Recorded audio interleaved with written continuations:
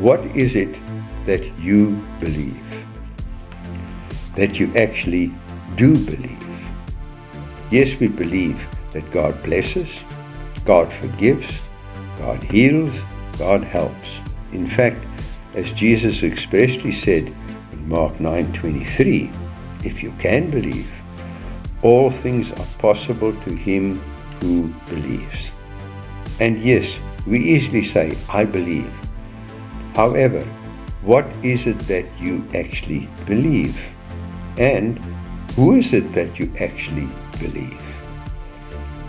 Let's take a look at an example that you probably all know, from John 5:2-9, where by the pool at the sheep gate there was a man who had an infirmity, who for 38 years had been trying to get into the pool when the water was stirred. Now, what was his reply when Jesus asked him if he wanted to be made well? Sir, he said, I have no man to put me into the pool when the water is stirred. Now, ask yourself, what did that man at the pool actually believe?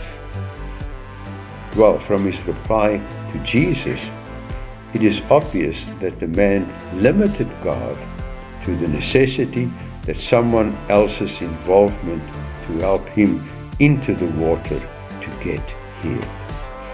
In other words, he believed that God could only heal him when he could get help from someone else.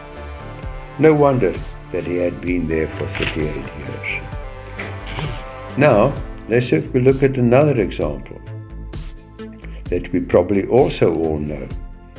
Matthew 8, verses 2 and 3, where a leper came to Jesus and worshipped him, saying, Lord, if you are willing, you can make me clean.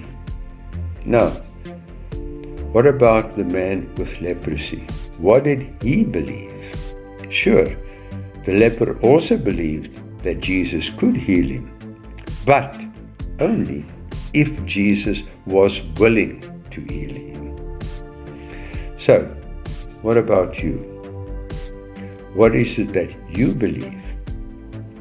Maybe that God can heal, maybe that God does heal, but when does God heal? Why does God heal?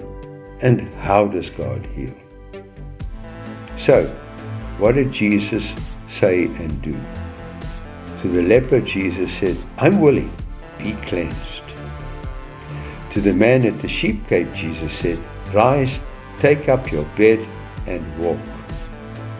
And what is Jesus saying to you? If you can believe, all things are possible to him who believes. So, what is it that you believe?